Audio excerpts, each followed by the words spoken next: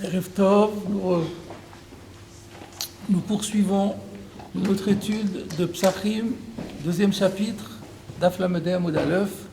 On reprend après le début de la Gemara, 1, 2, 3, 4, 5, 7 lignes après le début de la Gemara.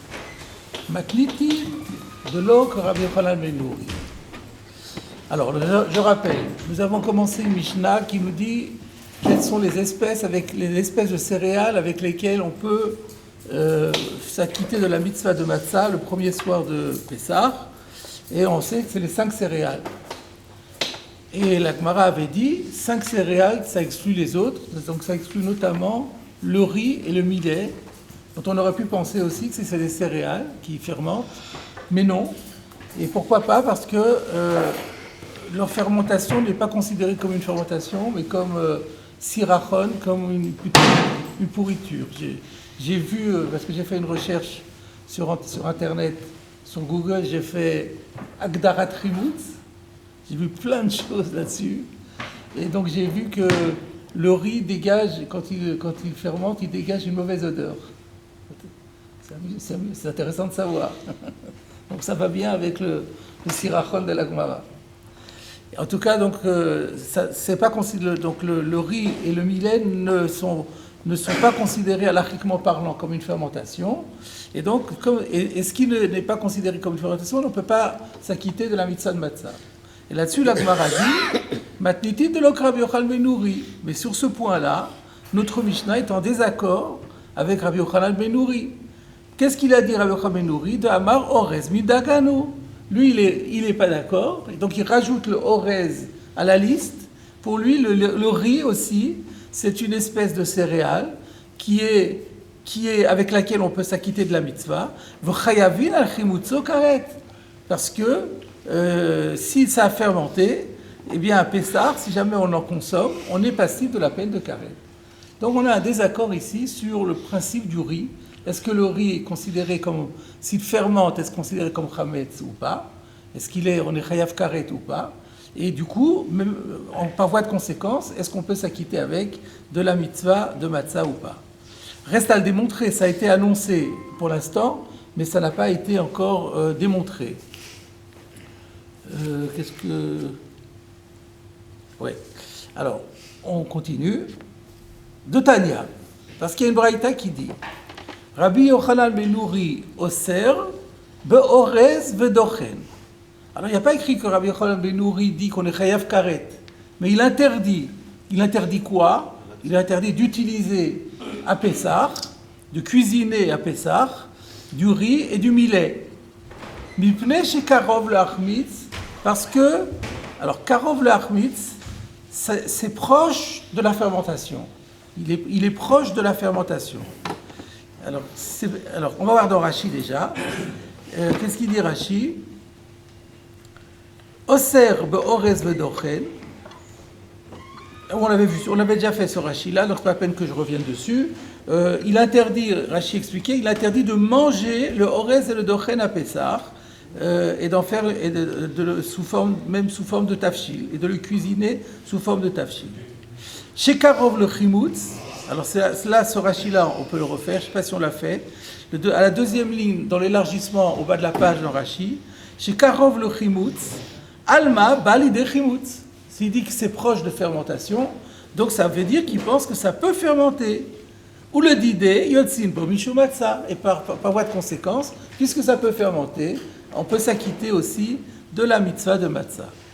Alors, l'expression que Karov l'achmitz n'est pas claire. La Gemara pose la question. Ibaya le ou. On a posé la question au Beth Midrash. Chez Karov l'achmitz, quand Rabbi Yochanan ben Nouri a dit que le riz est Karov l'achmitz, il est proche de fermenter. Comment il faut comprendre ça? De kadim ou machmitz, ça veut dire qu'il fermente à toute vitesse. Il est plus rapide dans la fermentation que les autres céréales. Donc c'est encore plus dur à contrôler, c'est-à-dire que c'est pour ça qu'il interdit de l'utiliser d'une manière générale, parce que les autres céréales, on peut les fabriquer et veiller pendant Pessah à ce que ça ne fermente pas, encore que sur le plan pratique, on ne commercialise jamais de la farine cachère le Pessah aux particuliers, parce que c'est trop dangereux. Si jamais un particulier, il prend de la farine, il se met à cuisiner quelque chose à Pessah en veillant à ce que ça ne fermente pas, il risque, il y a plein de chances qu'il se trompe et que ça fermente. Donc on ne prend pas de risque pareil. On ne commercialise de la farine que pour la fabrication des matzot, ou alors à la rigueur pour les fabricants de matzah ashira, où le risque est plus faible. Il y a aussi un risque, puisqu'on en parlera de la matzah ashira un peu plus tard. Et donc, voilà. Donc, alors, ce que je voulais dire par là, c'est que d'une manière générale, c'est toujours très dangereux, c'est de la dynamite. La farine à Pessah, c'est de la dynamite, parce que ça peut très facilement fermenter. Mais bon, ça, à l'époque de la Gemara, on l'utilisait. Mais pour Rabbi Yochanan ben Nouri, Karov Lachmitz, comme il accélère, il est très rapide dans la fermentation, c'est trop dangereux, donc il l'interdit.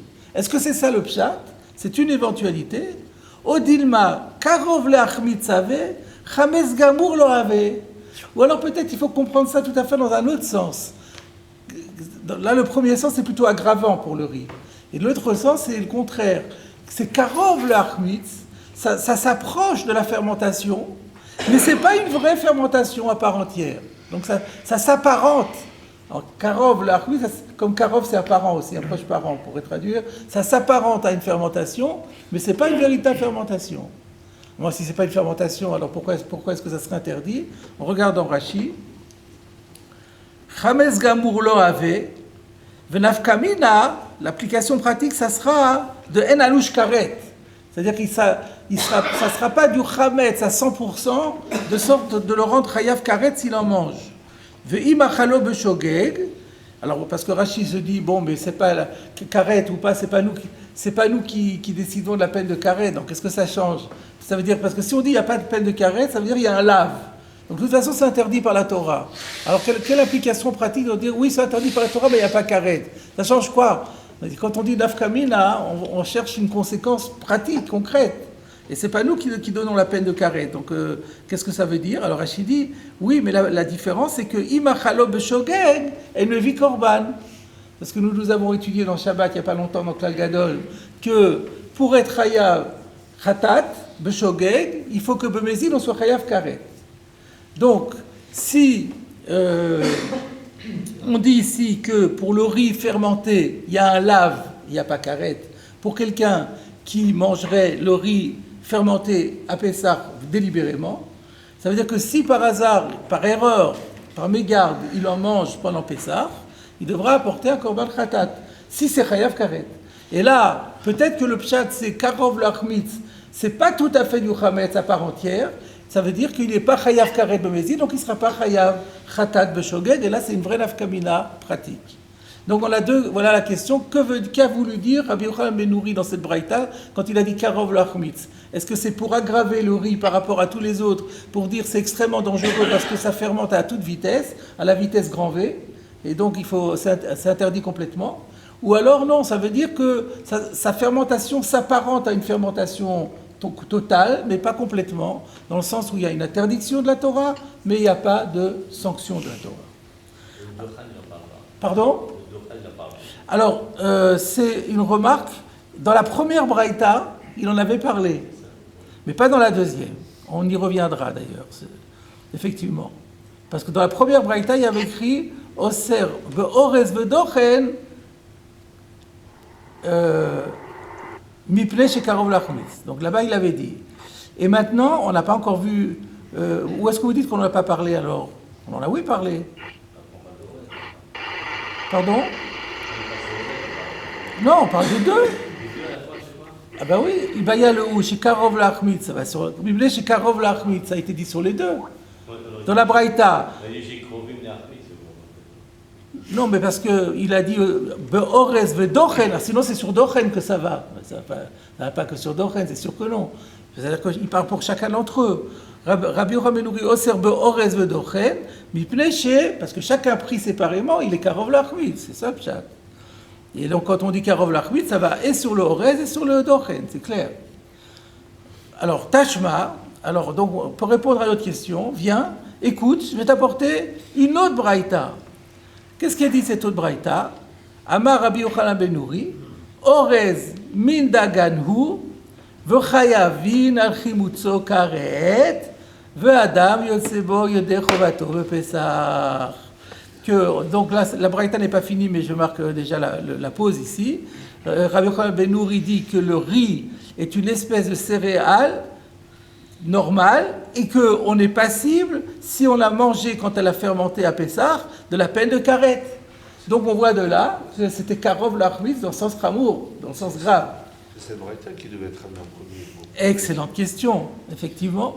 Et donc il dit, et en conséquence, donc voilà, là on a la réponse. Donc effectivement la question se pose, la première braïta étant pas claire, on avait une deuxième braïta explicite. Pourquoi on a apporté la première braïta? C'est la question que soulève le Pnei Yoshua. Il répond, remarquez que dans la deuxième braïta, on n'a parlé que du Horez. Là oui, là je suis d'accord avec vous. Alors que dans la première, on a dit les deux. C'est pour ça qu'il fallait citer la première, parce que, pour montrer que Dochel n'était pas différent de Horez. Et après, on avait la deuxième pour expliciter la première. C'était bien vu de votre part, et c'était bien vu de la part du Pnei Yoshua aussi. Voilà, est-ce qu'il y avait un Rashi là-dessus? Non. Donc, on a donc une machloket Tanaïm entre la Mishnah et Rabbi Yochanan ben Nuri. Alors se pose maintenant la question, je crois que c'est cette question-là que j'avais posée à la fin du cours la semaine dernière, en disant, mais alors, on a un désaccord sur le fait de savoir si Orez et Dochen, ça fermente ou ça fermente pas. C'est quoi? C'est une marloquette de Tzioutite? C'est une marloquette sur la réalité des choses? On n'a qu'à appeler les techniciens, les chimistes, ils vont nous dire. Comment on va comprendre cette marloquette? Alors heureusement, Mina Shamayim, la semaine dernière, je n'ai pas donné la réponse que j'avais prévue. Et en la revoyant, elle ne tenait pas la route. Donc je ne la dis pas.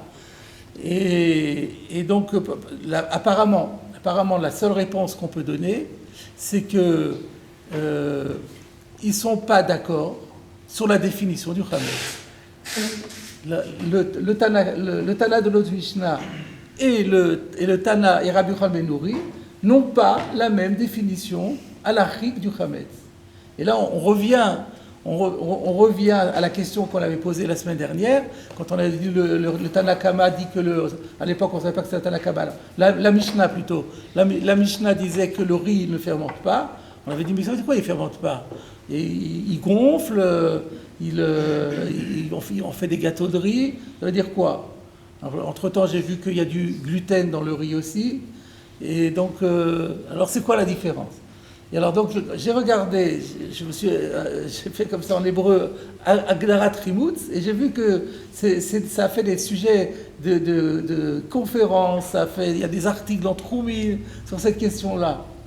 Et alors ils ont essayé de trouver des réponses chimiques en faisant appel à des grands chimistes, et finalement il n'en sort rien de très clair. Et donc je pense que ce qu'il faut dire, c'est que Chazal, ils avaient une définition du Chimutz, et sur laquelle il y a effectivement un désaccord d'ailleurs, parce qu'ils n'avaient pas exactement la même...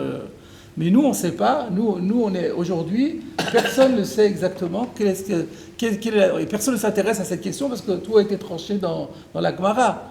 Donc dans la Gemara, on nous dit, là maintenant une marloquette, la halakha elle est comme la Mishnah contre Rabbi Yochanan ben Nuri, donc le riz, le millet, pour nous ça ne fermente pas. Mais ne demandez pas pourquoi. Parce que ça ne correspond pas à notre définition de la fermentation. Pour Rabbi Yochanan ben Nuri, ça correspondait, oui, à sa définition de la fermentation. Quelle est la définition du Chimutz? Chazal le savait. Est-ce que Chazal le savait par une tradition purement comme ça, Mina Shamayim, comme une sorte de halakha Moshe Misinaï? Ou bien est-ce qu'ils avaient des connaissances chimiques que nous n'avons plus aujourd'hui? On ne sait pas. Ça n'a pas d'importance, ça n'a aucune importance. Et toujours est-il donc que voilà, que j'ai vu que il y a eu toutes sortes de... Enfin, c'est intéressant à lire. Parce que j'ai vu, donc, en rentrant un petit peu donc, dans les céréales, il y a du gluten, il y a de l'amidon, et il y a encore un troisième élément. Et donc ils ont pris du riz, ils ont pris du gluten de riz, et ils l'ont mis dans une autre céréale. Ils ont pris un amidon de riz et ils l'ont mis dans une autre céréale. Le gluten de riz a fait fermenter la céréale et pas l'amidon. Donc voilà, ils ont fait toutes sortes enfin, il a fait fermenter dans le sens de leur fermentation, dans le sens de leur définition de la fermentation. Donc la question qu'on s'était posée, c'est une vraie question qui a été posée par les étudiants contemporains, mais ça n'a jamais été posé par les anciens, ils ne sont pas intéressés à ça. Chazal, ils ont leur définition du Chibutz Vegamar. Voilà. Alors, on continue la braïta, la deuxième braïta. V'chein haya Rabbi Yochanan ben Nuri Omer, et de la même façon que Rabbi Yochanan ben Nuri vient de dire à propos du riz, que le riz est une céréale sur laquelle on est passible en cas de fermentation de la peine de karet, de la même manière, Rabbi Yochanan ben Nuri disait Karmit chayevet b'chala. L'ingrédient qui s'appelle karmit est chayav, est soumis au prélèvement de la chala. Alors déjà, on ne comprend pas c'est quoi la v'chen. La même façon. C'est pas la même façon. On était en train de parler de Pessah, de Matzah, de Chametz. Tu me dis, et pour la chala, il disait que karmit est chayav b'chala. Ok, mais quel est le rapport avec le v'chen? Et pourquoi tu me parles de ça ici? Il y a un débat là aussi. Alors, non, c'est pas sûr. On ne sait pas. La Gemara demande la question que sans doute vous vous posiez, Maï karmit. Donc même la Gemara, elle sait pas ce que c'est karmit. Réponse, Amarabaye shitznita. Ah, là on est bien avancé. Shitznita. Alors on regarde en Rashi. Karmit, mefaresh le kamé. On va expliquer après. Vous savez qu'il y a une différence entre le kamé et le kaman. Le kaman, c'est devant nous, c'est plus tard. Le kamé, c'est devant lui, c'est juste devant ce qu'on est en train de voir, donc ça veut dire juste après. Donc juste après, c'est presque étonnant que Rashi ait besoin de le dire, parce que la Gemara, elle pose la question immédiatement. Mais quand même, Rashi a eu peur qu'on se bloque, on ne regarde pas plus loin, on se commence à chercher partout, qu'est-ce que c'est karmit. Alors, la Gemara, chayevet b'chala. Alors, mais Rashi explique déjà, chayevet b'chala, de min dagan avait, parce que c'est une espèce de céréale. Et là, je comprends que Rashi veut expliquer le v'chen. V'chen, de la même façon que Rabbi ben Nuri disait que le orez, le riz, s'appelle min dagan, espèce de céréale. Et bien la même chose, la karmit, dont on ne sait pas encore ce que c'est aussi pour lui l'espèce de céréale, alors que sans doute pour les autres, c'est des kitniyot. Et Rashi continue et dit Va'afalgav de chalat lechem ktiv. Alors là, il y a une erreur. C'est vrai qu'il y a un passouk qui dit chalat lechem, mais c'est pas ce passouk-là auquel Rashi pense. Donc dans Osvadar, il corrige Va'afalgav de bechala lechem ktiv. Bien qu'à propos du din de chala dans la Torah, on emploie le mot lechem. Il y a écrit, c'est dans Parashat Shlach, puisque c'est juste après les Meraglim. Lorsque vous voudrez manger du pain de la terre dans laquelle vous allez rentrer, vous devrez vous devrez prendre les prémices des pâtes. Donc Rashi nous dit, bien que il y a écrit le mot lechem à propos de la chala, vegamar lechem lechem milechemoni, et que pour définir ce lechem là, on fait une zera shava avec lechemoni qui est la matzah. Donc en fait, ne peut être chayav de chala que l'espèce avec laquelle on peut s'acquitter de la mitzvah de matzah. Bemenachot, beperek Rabbi Shmuel, ceci est dit dans Perek Rabbi Shmuel. Donc comment se fait-il que on dise que la karmit, dont on ne sait pas encore ce que c'est, qu'elle est chayavet de chala? Réponse, orezna milechem u. Le riz, c'est du pain. Qui parle de riz maintenant? Non, on est en train de parler de karmit. Alors, on s'attendrait à ce que Rashi dise karmit nami lechemu. Alors, regardez, vous avez un alef, n'est-ce pas? J'imagine que dans vos éditions, vous avez un alef qui renvoie au Agaot de Rav Betzalel Renshburg. Alors, regardons ce qu'il dit. Rashi dit Buramatril Chayevet Bochala Bochule, Orez Nami Lechem Hu, Tsarich lomar, karmit nami lechemu.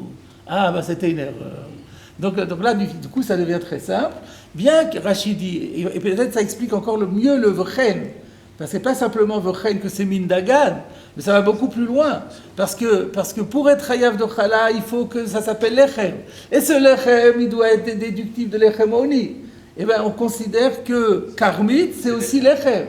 Alors là, dans ce cas-là, c'est vraiment v'chen, parce que c'est le même lechem, c'est le lechem oni. Ça veut dire qu'on pourra faire, d'après Rabbi Yochanan ben Nouri, on pourra faire de la matzah avec de la karmit. Ça, c'est le pshat le plus simple de Rabbi Yitzhak Rensburg. Je dois vous dire qu'il y a un Yavet, si je ne me trompe pas, dans les Yalkut Mefarshim, qui fait ce tour de force d'expliquer le Rashi en gardant le mot Orez. J'ai essayé de le retrouver par cœur, sans le rechercher dans les mots. Il dit, le problème, on va comprendre comme ça. Afalgav de Chalat Lechem Ktiv, Vegamar lechem lechem ilechem oni. C'est quoi la question? C'était quoi la question? La question, c'est qu'il y a écrit lechem, et le karmit, on n'a pas l'habitude d'en faire du lechem. C'est comme ça qu'il explique. C'est quoi le afalgav de gabé lechem? Nous, on avait dit, c'est du lechem, et ça doit être déduit de lechem oni, et donc le karmit, on pensait qu'on ne pouvait pas en faire de la matzah. Non, c'est pas ça la question. La question, c'est que le karmit en question, c'est quelque chose qui sert en général, qui est servi uniquement en tant que plat cuit. Mais on n'en fait jamais du pain. Même si on peut en faire du pain en théorie, mais on n'en fait jamais du pain. Alors, est-ce que si j'en fais exceptionnellement, est-ce que ça peut porter le nom de lechem? Est-ce que quelque chose que... C'est bakladato et c'est le kolada. Est-ce que c'est une présentation du plat qui ne se fait jamais? C'est juste quelqu'un qui aurait une lubie et qui voudrait en faire du pain. Est-ce qu'il va être hayav chala, alors que est-ce que ça porte le nom de lechem, alors que c'est pas répertorié dans les types de pains existants? C'est ça la question. Réponse de Rashi, Orez Nami, on fait pas de pain de riz. Le riz, en général, il est servi cuit. Et pour autant, on a vu que ça a dit de lechem. Donc ça aussi, ça aura dit de lechem. Donc c'est astucieux, mais je préfère quand même l'explication de Rav Betzalel. Elle est plus facile à expliquer. Reste maintenant à expliquer qu'est-ce que c'est que Shitznita. Alors regardez Rashi. Ketzar. Alors Ketzar, c'est cité dans Brachot, d'Afmem Amoud Aleph. C'est ça que je me demandais qu'est-ce que c'est que ce mot de Ketzar, pourquoi Rashi explique un mot compliqué avec un autre mot compliqué. Enfin, comme il est cité déjà dans Brachot, donc on a déjà expliqué qu'est-ce que c'est. Alors, je ne regarde pas dans Brachot comment Rashi l'a expliqué, puisque ici Rashi le traduit, et il dit « Shekorin Niel, N-I-E, deux L-E, Blaz, Agol ou Ke'en Dochen Veshachor. C'est rond comme le millet et c'est noir. » Alors là, j'ai fait une petite recherche qui est pas inintéressante. Le mot niel provient du mot latin nigellus, qui veut dire noirâtre. Donc on comprend d'autant mieux pourquoi Rashi nous a dit qu'il est chachor. Mais il y a plus fort encore, parce que il y a quelque chose qui s'appelle le millet noir. Et qui porte également un nom plus connu qui est le sorgho. S-O-R-G-H-O. Pardon? Les Tunisiens ça connaissent bien le sorgho parce qu'ils font des plats ou des gâteaux avec. Très bien. Avec la pkaïla? Non. Ça va pas, ça se marie pas ensemble. C'est le matin et on fait des gâteaux aussi alors. D'accord. Et donc le sorgho, c'est du millet noir. On appelle ça aussi le millet noir. Eh bien, il semblerait que ce soit ça. C'est ça la niel. La niel qui veut dire noir, et qui en fait, et Rachid nous dit Ke'en Dochen Shachor. Pourquoi il nous dit Ke'en Dochen Shachor? C'est le millet noir. Le millet noir, c'est le sorgho. Donc voilà, on est arrivé à une définition pointue du mot Shitznita. Et là, on a presque terminé, mais là, la Gemara nous réserve encore une surprise. La Gemara, elle demande Maï Shitznita. Là, on ne comprend pas. Si tu as donné la réponse et que tu sais ce que c'est, après on demande Maï Shitznita. Donc là, déjà, on ne comprend pas la question, mais la réponse est encore plus étonnante. Qu'est-ce qu'elle répond la Gemara? Amarav Papa, Shitznita de Mishtakra Beine Kalnita. C'est le Shitznita que l'on trouve parmi les Kilnita. Alors qu'est-ce que c'est Kilnita? Kalnita plutôt. Rashi, ah non, j'ai oublié, excusez-moi. Il y avait encore un Rashi, un Ishna Harina. Donc on va donner droit à ce Rashi. Je reviens en arrière dans Rashi, toujours sur Shitznita. Donc on avait dit que c'est du sorgho. L'Ishna Harina Shamati. Rashi nous dit, sous-entendu, moi personnellement, j'adhère au premier pshat. Mais je dois, par honnêteté intellectuelle, signaler que j'ai aussi entendu une autre explication, selon laquelle le Shitznita en question, c'est... Alors qu'est-ce que c'est que ça? C'est Esdarnel, E-S-D-A-R-N-E-L-E en vieux français, en français roman, qui ne sait plus aujourd'hui. Et aujourd'hui, on appelle ça livret. Livret, comme on dit séparer le grain de livret. Vous avez déjà entendu cette expression? Ah non? C'est courant. Séparer le grain de livret. Pardon? Séparer le bon grain de livret. On peut dire même le grain, je crois. Moi, c'est mieux le bon grain. Pourquoi on dit ça? Ça veut dire quoi séparer le grain de livret? C'est quoi le pshat? Le pshat, c'est que l'ivraie, c'est une plante qui pousse dans les champs de céréales.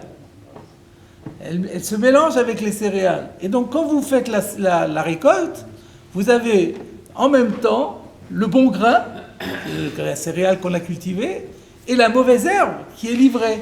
Et on est obligé après de séparer le bon grain de l'ivraie. Et bien c'est ça d'après le deuxième chat, ce dont on parle ici, le Shitznita, c'est l'ivraie. Alors ce qui est un peu difficile dans Rashi, la suite, c'est Venim Tzed Beshipon. Et elle se trouve dans le seigle. Alors je suppose, on a vu que Shipon c'est le seigle plus haut. Je suppose, mais ça j'ai pas vérifié. Encore une fois, si j'avais quelqu'un qui avait fait agro qui serait là, ça nous aiderait beaucoup. Je propose de dire que l'ivraie, elle pousse particulièrement dans les champs de seigle. Ça sera vérifié, mais Google pourra nous le dire. On va vérifier. Oui, d'accord. Et donc ça serait très bien ça, ou au moins en France, parce que en Champagne, j'aimerais que l'ivraie pousse dans les champs de seigle, ça serait parfait. Donc voilà. Alors donc on a deux sens de Shitznita. Soit on dit que c'est du sorgho, soit on dit que c'est de l'ivraie. Bon, très bien. Mais la Gemara demande, c'est quoi l'ivraie? Enfin, tu sais pas ce que c'est que l'ivraie? Je comprends pas. La Gemara répond, c'est l'ivraie qu'on trouve dans le Kalnita. Alors il faut qu'on explique ce que c'est Kalnita aussi. Rashi, qu'est-ce qu'on ferait sans Rashi, hein, honnêtement? Heureusement qu'on a Rashi qui nous traduit ça en français. Alors il nous dit Mac.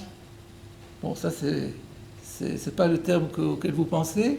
Donc Mac belaz, c'est du pavot. En ancien français, le pavot, on s'appelait Mac. Donc ça veut dire on trouve cette plante parmi les pavots, dans les champs de pavots. Alors là, on est un peu perdu. Parce que, comment on comprend la Gemara? La Gemara, elle a demandé qu'est-ce que c'est que Karmit? On a dit que c'est Shitznita. En principe, on a compris que c'est Shitznita, on a dit que c'est de l'ivraie, ou bien que c'est ou soit de l'ivraie, soit du sorgho. Après, on demande, oui, mais qu'est-ce que c'est que le Shitznita? Et on ne répond pas qu'est-ce que c'est que le Shitznita, mais on dit c'est celle qu'on trouve avec le pavot. Comment on comprend ça? Alors là encore, je crois que c'est le Yavetz derrière qui propose une explication, mais elle ne rentre pas tout à fait avec Rashi. Lui propose de dire que le mot Shitznita, ça veut dire mélange. Il montre que la racine shitz, des fois ça veut dire mélanger. Donc Shitznita, ça veut dire la plante qui se mélange. Mais il y a différentes plantes qui se mélangent. Alors la Gemara demande, et qui portent tous le nom de Shitznita parce que c'est des mélanges. Alors Maï Shitznita, de quel mélange on parle? Réponse, on parle du mélange qui va avec le pavot. Alors peut-être même c'est ça le pshat dans Rashi après tout. En général, la Shitznita, c'est celle qu'on trouve dans le seigle. Mais quand la Gemara demande quand même, mais de quelle Shitznita tu parles? Réponse, non, pas dans le seigle, dans le pavot. Alors, allons-y. Là, d'après Google, il y a l'ivraie, et ils disent là-bas ne pas confondre avec l'ergot de seigle. Ah, De ne pas confondre avec l'ergot de seigle. Magnifique. C'est- Donc il y a deux Shitznita. Il y a l'ergot de seigle et il y a l'ivraie. Exactement. Et alors l'ivraie, elle pousse où? Plus avec le blé. Avec le blé, Oui. mais pas avec le pavot. Avec le pavot, je sais pas, je n'ai pas regardé. Ah, donc il y a l'ergot de seigle. D'accord. Non, il ne parle pas de pavot. Voilà, bon, je crois qu'on a Avec tout. Mara, c'est vrai qu'il y en avait deux en tous les cas. Pardon? Avec Mara, On est obligé de dire qu'il y en avait deux. Il y a deux choses qui s'appellent Shitznita. Et on a demandé de quel on parle C'est vrai que ici. la première fois, elle a répondu, elle n'avait pas répondu. Si elle savait qu'il y en avait deux, elle aurait dû demander de laquelle tu parles avant. Non, d'abord, elle a dit Maï Karmit. Abaye, il dit Shitznita. Ah, je sais. Et lui, Abaye n'a pas pensé qu'il y a deux Shitznita. De quel Shitznita tu parles? Et d'ailleurs, là, c'est même plus Abaye qui répond. Hein. C'est Rav Papa. À la limite, Abaye, il ne savait pas. On lui avait dit c'est Shitznita. Ok, c'est Shitznita. Bon, tout ça n'a pas d'application pour nous, parce que la lacha n'est pas comme Rabbi Yochanan. Donc ce qu'on retiendra, nous, c'est la Mishnah, finalement. Tout ça, c'était en plus. C'était intéressant parce que c'est révélateur un peu qu'il y a des débats sur le concept même de Chimutz. Mais ça d'ailleurs, dans les recherches que j'ai faites, personne ne pose la question comment ça se fait qu'il y a une marloquette de Metsioud là-dessus. Alors que ça, c'est très parlant. Oui, c'est aussi, même si on est possède pas comme Rabbi Yochanan ben Nouri, mais ça veut dire qu'il y a un Tana qui pense quand même qu'il y a un carré. Donc, quand on est méquille sur le riz, quand même, il y a un Tana qui pense que c'est... Ah ben la halakha, c'est la halakha, c'est terminé ça. Bet Shammai, Bet Ouais, Hillel, elle est franchie chez le Chita, on va pas c'est commencer, pas- oui. on n'a pas le droit d'être marqué comme Bet Shammai quand Oui, la halakha a été fixée comme Bet Hillel, c'est terminé. Alors voilà, donc on a terminé ce sujet, on va passer au sujet suivant. Ça s'appelle aussi la zizanie. Hein, Pardon? le livret s'appelle aussi la zizanie. Ah bon? Ouais. Ah, c'est évident. C'est Kishmoken. Ouais. Alors, Amar Rabba Barba Chana, Amar Resh Lakish. Donc là, on passe à Me'inyan le'inyan, betoch oto inyan. D'un sujet à l'autre, mais toujours dans la souvia de Chametz et Matzah. Qu'est-ce qu'il nous dit Rabba Barba Chana, qui est en général un talmid de Rabbi Yochanan. En général, il rapporte toujours ses enseignements au nom de Rabbi Yochanan. Et là, exceptionnellement, c'est au nom de Resh Lakish.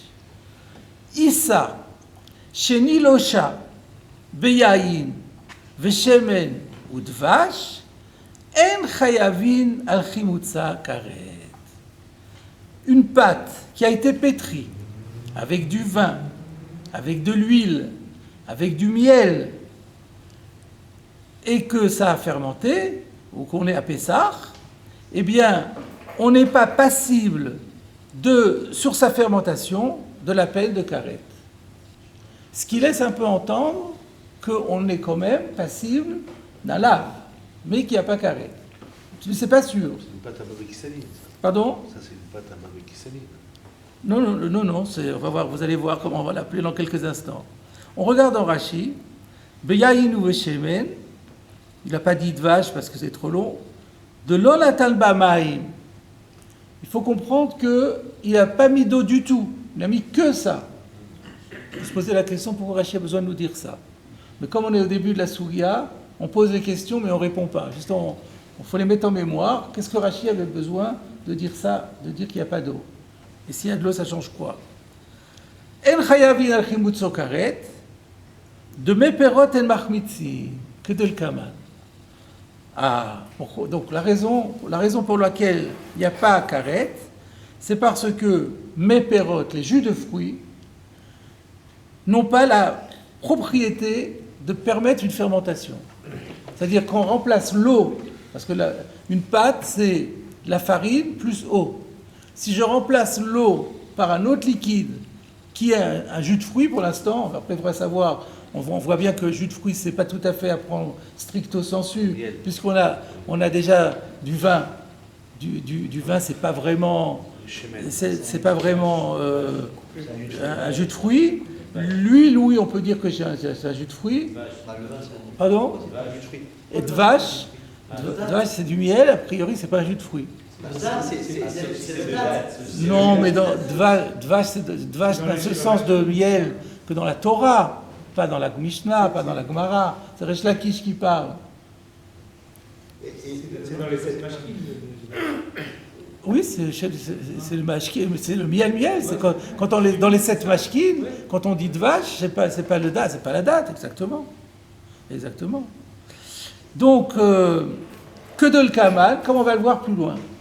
On reviendra sur ce Rashi dans quelques instants. Vous avez posé tout à l'heure la question, il a dit qu'il n'y avait pas d'eau. Oui. Peut-être vous répondez là alors. Parce que s'il y a de l'eau, il va y avoir un chimous peut-être. Ah, peut-être. Mais pour ça, il faut qu'on. J'ai dit, il faut voir. Ça peut être une piste, effectivement.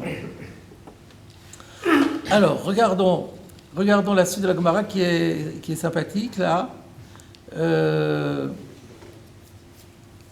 Donc voilà.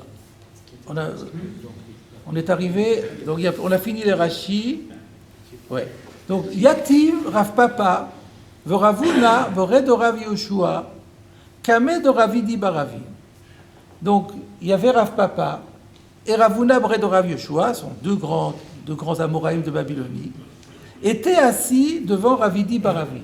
Vous savez ce que veut dire l'expression être assis devant?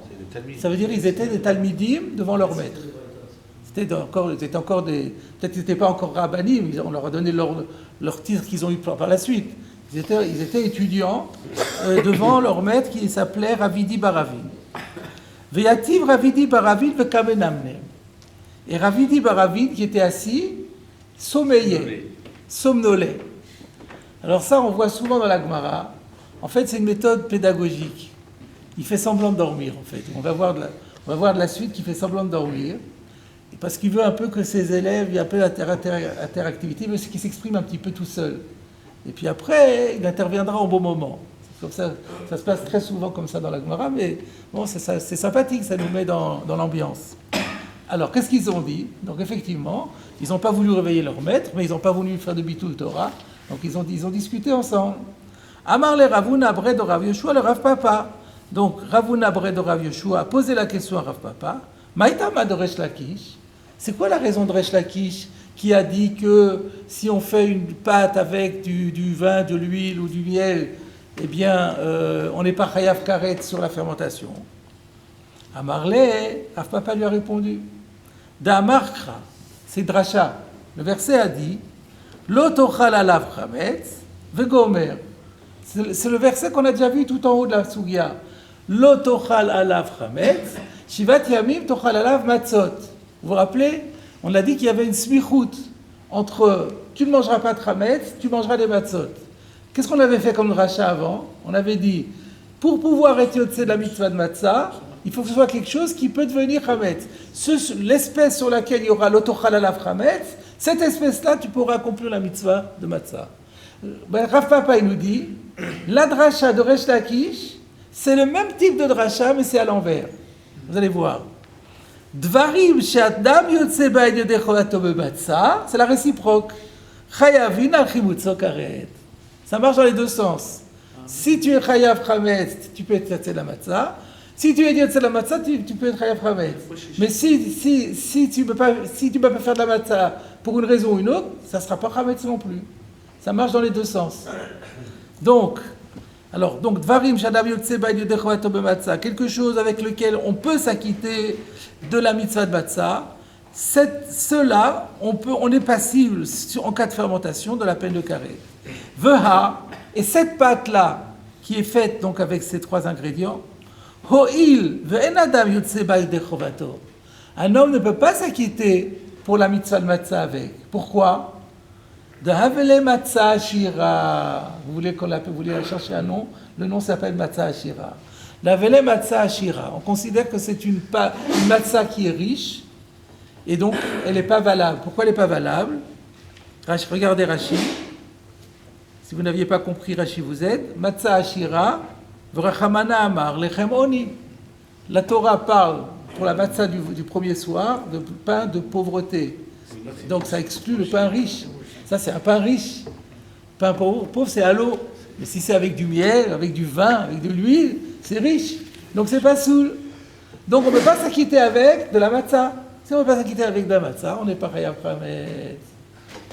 Alors, ça n'a rien à voir avec la propriété du fait que le jus de fruits ne peuvent pas faire fermenter. Ah non, rien à voir. Même si ça fermente, même si ça fermente, mais la Torah m'exonère de la défense, de l'interdiction. Rachid, Alors, disait parce que ça ne peut pas fermenter avec le jus de fruits. Oui, Rachid a dit Kedel Kaman. Il n'a pas dit Kedel Kameh. Il a dit Kedel Kaman. C'est-à-dire, on verra ça beaucoup plus loin. Pas maintenant. Et là, alors, puisque déjà tu en parles, je pose ma question. Pourquoi Rachid, il a un derer bien connu. Il explique toujours les choses d'après la Avamina. Il n'anticipe pas sur la suite, parce qu'après on est perdu, on en a fait la démonstration. Tu nous donnes des informations qu'on n'est pas censé avoir encore. On ne comprend plus rien. Donc Rachid il explique toujours la Gemara, le fi Avamina. Par exemple, quand vous avez une Mishnah, il donne un pshat. Quand vous voyez la Gemara, elle aborde ce pshat, puis elle élimine, elle en dit un autre. Rachid ne dira jamais il est le final, il dit le premier. Pourquoi ici il fait le contraire? Et il nous perturbe. Et c'est contraire à sa chita. Il y a sûrement une raison. Tout ça, c'est des questions que je pose et il faudra les résoudre, mais d'abord, il faut voir la Gemara dans son intégralité. Donc, je voulais pas vous embrouiller, donc c'est pour ça que je ne vais pas poser la question, mais bon, elle est venue. Donc, donc voilà, alors on n'a pas fini la dracha, donc qu'est-ce qu'il dit? Donc, terminons la dracha. Veha, donc maintenant, en parlant de cette pâte-là, on a dit déjà que comme elle était riche, elle s'appelle Matzah Ashira, donc on ne peut pas être yotzé avec. Donc il ne peut plus y avoir de karet. Alors est-ce qu'il y aurait un lave? A priori, si c'est le pasouk de l'otochal à lave chametz, même de lave, il ne devrait pas y avoir. Hein. C'est étonnant la formulation chimutzo karet d'après ça. Alors, ça c'était la réponse de qui à qui? De Rav Papa à Ravuna Bre de Rav Yoshua. Et Tivé Ravuna Bre de Rav Yoshua, le Rav Papa. Ah, ça va fort entre les Talmidim là. Donc Ravuna Bre de Rav Yoshua, il dit: ah, tu crois que c'est ça le pshat? J'ai une objection contre toi. Donc le maître somnole. Le maître dort complètement. Alors, qu'est-ce qui lui objecte? Une braïta qui dit Imchaou ou Gmao. Alors, Imchaou, il faut regarder dans Rashi, qu'est-ce que ça veut dire? Imchaou Gumao, Ashum Lechem de Mindagan Kae, parce qu'on a employé ici un pronom personnel, et on n'a pas dit de quoi on parle. Ça se rapporte à n'importe quel pain qui est fait avec une des 5 céréales. Vashmoinan, et le chidouche de cette braïta va nous en faire apprendre, de Gmia Keachila Lechaivo. Gmia, ça veut dire avaler, gober, comme on gobe un œuf, avaler en aspirant. Que avaler a le même statut que manger, bien qu'on ne mastique pas, on ne mâche pas, on avale directement, ça s'appelle aussi manger le chaïvo pour le rendre chayav.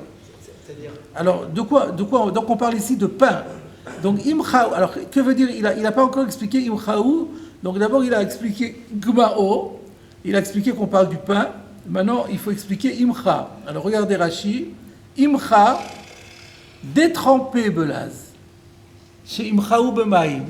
Là, c'est pas mal, là, le laz. Destrempé, destempré.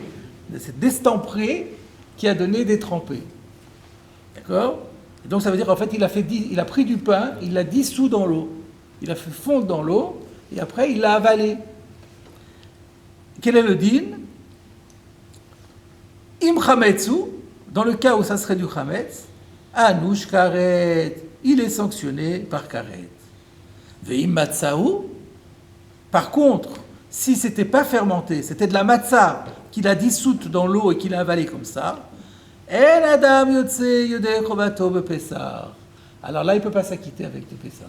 Si c'est du chametz, il est chayav karet. Si c'est de la matzah, il n'est pas yotze. Ve'ha'acha. Voilà ici un cas de El Adam Yotze de Chobato B'Matzah. Donc il y a écrit en toutes lettres qu'il n'est pas Yotze Chobato B'Matzah. V'chayav in chimutzo karet. Et ça n'empêche pas d'être chayav chimutzo karet. Donc ton équivalence, ta règle d'équivalence, veut dire si c'est pas tour de matzah, si on ne fait pas la mitzvah de matzah, il n'y a pas de chametz, elle est contredite par cette braïta qui dit il fourrage le contraire.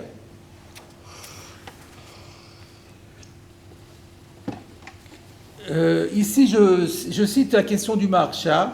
Le Maharsha dit pourquoi pourquoi il s'est embarrassé d'aller chercher une braïta de derrière les fagots. Pourquoi il n'a pas la braïta Ravuna Braïta Yoshua, son objection elle est très bonne. D'ailleurs, Rav Papa il répond pas. Mais il y avait une façon plus simple d'objecter. Notre Mishnah à nous, qu'est-ce qu'elle a dit notre Mishnah? Elle a dit que la partie qu'on n'a pas encore étudiée, Yotzin Bedma Yomaser Rishon, mais par contre, Lo Betevel, Lo Bemaser Rishon. Donc on ne peut pas être Yotzé avec du Maser Rishon. On ne peut pas être Yotzé. Et si quelqu'un il mange du Chametz qui est Tevel ou Maser Rishon, il est pas Chayav Karet. Il est Chayav Karet. Donc déjà dans la Mishnah, on voit que c'est pas lié, qu'on peut être pas Yotzé de la Mitzvah de Matzah et Chayav de Chametz. Donc pourquoi chercher midi à 14h, chercher une braïta pas connue quand on a une Mishnah? C'est Be'edia là. Là c'est vous qui dites, et si jamais il n'est pas, où c'est marqué? C'est pas shoot. Oui, mais là c'est Be'edia, c'est peut-être pas shoot. Ouais, quand c'est pas shoot, quand quelque chose n'est pas shoot, c'est pas la peine d'avoir Be'edia. Parce que l'interdit il vient d'une autre manière. Pardon? L'interdit sur Tevel il vient d'une autre manière, pas sur le constituant de la... L'interdit, mais le fait qu'il n'est pas yotzé, on n'a pas étudié encore, on ne sait pas. Pourquoi on ne peut pas l'utiliser pour la matzah? Enfin, on pourrait dire que c'est d'avar abba min avera, c'est mitzvah abba avera. Ouais. Parce que comme c'est une avera, on ne peut pas faire une mitzvah avec une avera. Et alors? Et donc? Donc c'est pas un problème de matzah qui non, on n'est pas yotzé. Voilà, vous avez une sorte, vous avez ici une catégorie de matzah. Dans un cas, elle est moulue, elle est dissoute dans l'eau. Et dans l'autre cas, cette matzah-là, elle n'est pas dissoute dans l'eau, mais elle est tevel. On n'a pas pris maaser. Malaf kamina. C'est la même chose. Pardon? On voit que c'est de la matzah. Quand elle est dissoute, ça ressemble plus de la matzah quand c'est dissoute. Et alors, c'est deux raisons différentes qui font qu'on n'est pas yotzé. D'ailleurs, j'ai pas fait le Rashi qui dit pourquoi on n'est pas yotzé avec la matzah. Regardez Rashi. En adam yotzé ba yodei chovato, de lav derer achila kachile. Parce que c'est pas derer achila, c'est pas une façon normale de le manger. Et nous on a une mitzvah de achila, mais ça s'appelle pas manger. La Torah elle dit ba'erev tochlu matzot, ça s'appelle pas une achila. Donc voilà donc c'est pas parce que c'est pas, donc la question n'est pas parce qu'on le voit pas, c'est pas ça l'impropriété. Je ne suis pas yotzé parce qu'il y a un, comment on appelle ça, il y a un Condition. Pardon? Une condition. Ouais, quelque chose comme ça. Il y avait une belle expression qui m'était dans la tête, mais que je ne suis pas arrivé à ressortir. Donc, qui fait que on respecte pas le cahier des charges là parce qu'il faut une achila, il n'y a pas de achila. Et dans l'autre cas, on respecte pas le cahier des charges parce que c'est une mitzvah baba vera, manaf kamina. Ça, c'est une raison d'impropriété. Ça, c'est une des raisons de disqualification. Ça, c'est une autre raison de disqualification. Donc, pourquoi ne pas apporter cette Mishnah et chercher cette Braïta? Et donc, la réponse qu'il propose, c'est que, en fait, c'est un peu ce que disait le Tanel, mais c'est plus explicite. C'est que, en fait, c'est pas sûr qu'on soit chayav de matzah. Pourquoi? De Chametz, je veux dire. Si c'est du Chametz, c'est pas sûr qu'on soit. Pourquoi? Pourquoi on ne serait pas chayav de Chametz? Parce qu'il a déjà fait une avéra, c'est-à-dire que pour le Tevel. Parce que c'est assour déjà, Mishnou. En issour halal issour. On peut dire que la Mishnah marche comme Rabbi Shimon et que en issour halal issour. J'ai pas bien compris parce que apparemment, si on prend par exemple comme issour, on a dit Tevel. Tevel, c'est Chiyuv Mita Bidei Shamayim. Ça, c'est Karet. Donc, apparemment, il y a Mossif. Mais bon, on va rentrer dans... Je vous cite la réponse du Maharsha, il s'est contenté de ça. Donc, on récapitule. Oui, alors là, il y a une question avant de récapituler. Donc, Rashi nous a dit que En Adam Yotse Ba Yodei Chovato, donc cette matzah qui a été mise dans l'eau et qu'on a avalée, on n'est pas yotzé avec parce que ça s'appelle pas manger, ça s'appelle gober, ça s'appelle avaler, c'est pas manger. Et la Torah elle demande de manger. Je me posais la question, alors pourquoi je suis chayav? Pourquoi si j'en mange, je suis chayav? La Torah aussi elle dit l'otochal chametz. Sauf si c'est pas derech achila, je devrais être patour. La question, elle est posée par la Gemara dans Choulin. Et elle dit qu'il y a une dracha spéciale. Comme ça, elle dit, il y a écrit, à Nefesh, le rabot est acheté. Parce qu'il y a écrit, Kol Nefesh asher tochal chametz, venicheta, quelque chose comme ça. On a employé le mot de Nefesh. Pourquoi on a rajouté ce mot Nefesh qui est inutile? Le rabot est acheté. Du moment que ça a alimenté un Nefesh, peu importe la manière dont ça l'a alimenté, même s'il l'a bu, là c'est considéré comme pur, c'est pas mangé, ben il est chayav aussi. Mais c'est pas par Pardon? rapport au Betablia. Pourquoi? C'est pas par rapport au Betablia. Sikha c'est comme shtia. Sikha c'est comme shtia. Mais là-bas il y a Issur shtia. Dans le Kippour. Parce qu'il y a Te'anu et Nashotechem. Il y a Inouï. C'est pas par rapport au Betablia. C'est-à-dire que, imaginons quelqu'un qui prend du Hametz dans sa bouche, qui le mâche, qui l'enlève. Non, il n'y a pas de problème, il n'a pas mangé. Là, il l'a ingéré. Donc c'est par rapport au Betablia. Donc qui le gobe ou qui le mange, c'est pareil. Non, parce qu'il y a derrière. S'il n'y avait pas la Xerat HaKatuv, ici, il y a une Xerat HaKatuv en plus. Il n'y aurait pas eu ce passouk de Nefesh, on aurait dit, la Torah, elle a demandé, quand la Torah, elle dit quelque chose, c'est Kedarko. Donc, j'ai pas fait les choses Kedarko, c'est pas bien, mais j'ai pas transgressé formellement. Alors, voilà donc. Celui qui a Achila Gassa aussi, c'est pas Achila. Pardon? Achila Gassa. Achila Gassa, c'est pas Achila, effectivement. Donc c'est même pareil de cas. Peut-être, c'est possible. Possible qu'il soit pas à vérifier. Ou alors à cause de Nefesh, peut-être que le Nefesh il est marbé même Achila Gassa, je ne sais pas. Enfin, c'est pas écrit. En tout cas, là-bas c'est le rabot est acheté. Acheté, pourquoi plus l'un que l'autre? Non, parce que choté, il est né. Le corps il est né, le Nefesh a été alimenté. Alors que l'Achila Gassa, peut-être que ça fait avoir l'effet inverse. Ouais. Il y a encore une autre question. Alors, regardez donc, encore une fois sur ce Rashi, le dernier Rashi de la page. En Adam Yotse Ba Yoder Chovato, de lav derech achila ka achile, Rashi a dit. On va regarder ce que dit Rabbeinu Hananel. Regardez Rabbeinu Hananel. Quand il dit qu'achile, pardon? Quand il dit qu'achile, de lav derech achila ka achile. Oui, il est obligé de parler comme ça, qu'est-ce qu'ils disent? Il le mange chez l'Okederer. Il le mange chez l'Okederer. C'est quand même mangé. Comment? J'ai pas compris. Il n'y a pas écrit Ave. De lav derech achila ka achile. Ou ochel oto chez l'Okederer achila. Donc c'est quand même une achila. Non, nous on l'appelle achila, mais à l'archiquement parlant, ça s'appelle pas achila, parce que c'est pas kedarka. Ça s'appelle, exactement, à l'archiquement parlant, ça s'appelle achila chez l'Okedarka. Donc c'est achila, mais achila chez l'Okedarka, l'oshma achila. C'est ça que dit Rashi. Regardez ce que dit Rabbeinu Hananel, il dit pas ça du tout. Rabbeinu Hananel, otvilan ale imchaou, perouche imchaou, le kikar bemashke. Donc une miche de pain, il l'a fait fondre dans un liquide, ugumao, il l'a avalé, im chametsu anushkaret, vimatsai en adam yotse bayode chovato bepesach. Pourquoi? De kivan shepetato kemin shetita, par le fait qu'il l'a morcelé en petits morceaux, yatsa mitorat lechem. C'est plus du pain. La Torah l'a dit lechemoni. C'est pas du lechem. Voilà, c'est ça.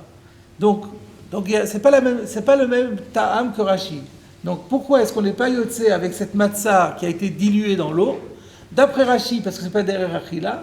D'après Rabbeinu Hananel, parce que c'est pas du lechem, ça s'appelle plus du lechem, ça a perdu son statut de lechem.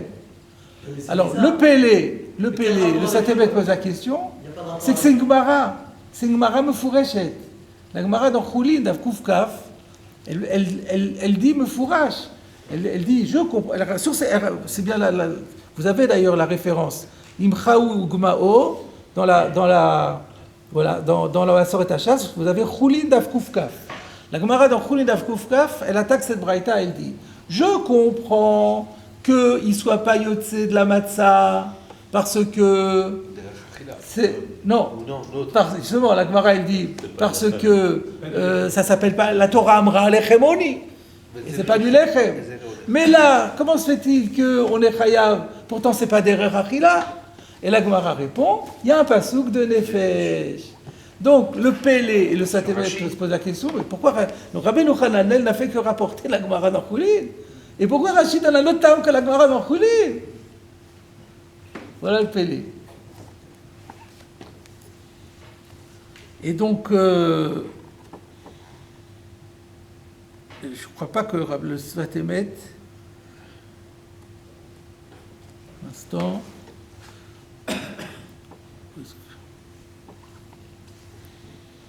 Ah oui, c'est là que je l'ai mis. Est-ce que le Svatémet répond ou pas? Ah oui, c'est le Svatémet qui répond. Le Svatémet répond que Rashi a un autre pshat dans la Gemara là-bas. Que la Gemara, elle dit... La Gemara, en fait, elle a en tête que ce n'est pas des Rechachila. Alors elle dit, même si je pense que ce n'est pas des Rechachila, même si je me trompe peut-être que c'est oui des Rechachila. Moi, personnellement, je pense que ce n'est pas des Rechachila. Mais admettons même que c'est Derech Achila, j'ai pas de problème sur cette partie de la Braïta qui me dit qu'on n'est pas Yotze. Parce que même si tu me dis que c'est Derech Achila, mais de toute façon ça va être pas soul parce qu'il y a un digne de l'Echemoni. L'Echem, il faut du Lechem, mais c'est pas du Lechem. Mais par contre, la deuxième partie de la Braïta qui dit qu'on est Chayav, ce qui suppose que c'est Derech Achila, mais je comprends pas, c'est pas Derech Achila. Et la Gemara elle dit, t'as raison, c'est pas Derech Achila, mais il y a un pasouk. Ah, donc maintenant que le Derer Achila a été validé, j'ai plus besoin de passer par le Lechemoni. Et donc c'est ça que Rashi veut nous dire. C'était, la Gemara avait juste dit ça en tant que Bishlama. Mais la Maskana, on n'est pas obligé d'en arriver là. Même s'il y a aussi le Rabbi Yochanan n'a pas tort, puisque la Gemara l'a dit, donc ce tam-là est là. Mais c'est même pas la peine d'en arriver là. Il y a un tam qui est beaucoup plus général, qui ne s'appelle pas Derer Achila. Voilà comment le Satémet résout le problème. C'est sympa.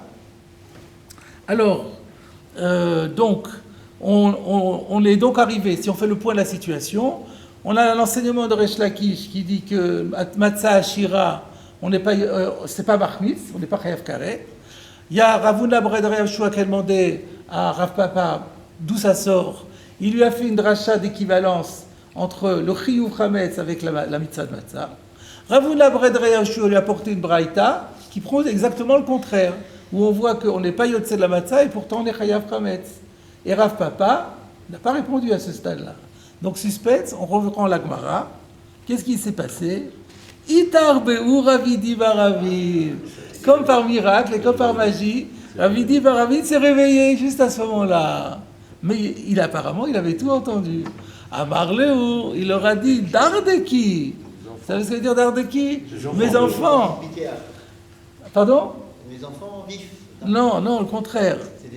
Je crois que j'ai vu quelque part que Dardeki c'est un petit peu péjoratif. Oui, c'est un peu Mes petits-enfants, vous avez petits-enfants, vous êtes encore des petits garçons. Tout jeune. Oui, vous êtes un peu jeune et un peu étourdi. Dardeki, Hainu Tama de Resh Lakish. Moi je vais vous dire quelle est la raison de Resh Lakish. Mishum Daveleu Meperot. Parce que là, le shemen, le dvash, le yaïn, c'est ce qu'on appelle Meperot. Et alors ou Meperot El Machmitzin. On découvre ici une nouvelle situation de El Machmitzin. Meperot, ça ne fermente pas. Et là, on va rentrer dans une énorme sugya de savoir qu'est-ce que ça veut dire Meperot El Machmitzin. Qu'est-ce que ça veut dire El Machmitzin? El Machmitzin par rapport à Karet, El Machmitzin du tout. Qu'est-ce qui se passe si on met de l'eau dedans? Enfin, tout ça, on va commencer à approfondir la semaine prochaine. Et donc, en tout cas, on découvre encore une fois qu'il y a les définitions du Chimout qui nous échappent complètement. Pourquoi Meperot El Machmitzin? On peut faire les gâteaux, les gâteaux au jus de raisin, au vin et à l'orange, les agenais. C'est la Matzah Ashira, ça va être de très beaux gâteaux. Donc pourquoi ça serait pas? Pourquoi on dirait que c'est encore une fois les Chachamim ont une définition du Chimout qu'on ignore. Et en tout cas, on voit que Meperot en Machmitzin. Alors maintenant, il y a toutes les questions qu'on avait posées sur Rashi, mais là, je vois qu'on est à peu près terminé. Je vais juste, alors peut-être, j'ai encore une minute, je crois, pour développer la question du Pnei Yoshua. Maintenant, il faut revenir sur le Rashi. Rashi a dit de l'Onatan Bamaï. Alors, apparemment, pourquoi? Il veut dire, qu'est-ce qu'on veut dire? le Pléoshua pose la question. Le Pachout, on aurait dit, pourquoi Rashi a dit que l'on n'atteint pas Maïm? Parce que si il y a de l'eau, alors c'est Marmit. Il dit oui, mais c'est pas possible de dire ça. Pourquoi? Parce que si le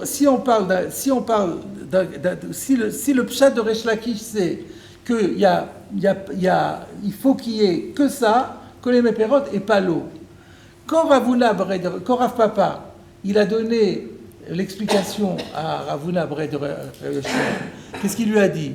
Il lui a dit, étant donné que c'est pas valable pour la matzah, parce que c'est matzah ashira, donc c'est pour ça qu'on n'est pas chayav chametz. Mais ça, matzah ashira, c'est pas parce que je mets un petit peu d'eau que le din va changer. Donc selon le pshat de Rav Papa, lorsque vous avez mis, quand vous dites que le fait que c'est matzah ashira fait qu'on sera jamais chayav, c'est pas valable uniquement s'il n'y a pas d'eau. Même s'il y a de l'eau, ça reste matzah ashira.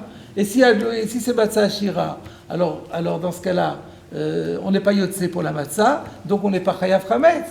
Donc ça peut pas être ça. Donc ça ne peut pas être ça le pshat d'Orashi. Voilà ce que dit le Pléoshua.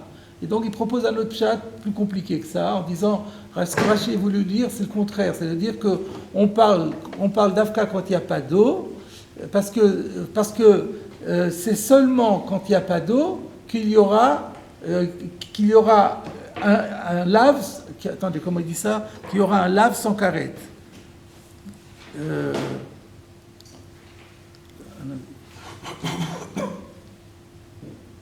Comment il a expliqué?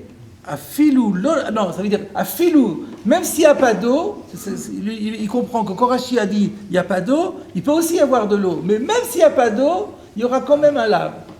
Qu'on ne croit pas qu'il y ait le lave, c'est un peu difficile, il n'y a pas écrit afilou. Alors moi, ce que je veux proposer, mais bon là c'est trop tard, on reviendra là-dessus la semaine prochaine. רבי חנניה בן הקשיא אומר, רצה הקדוש ברוך הוא לזכות את ישראל, לפי רואי בעולם תורה ומצוות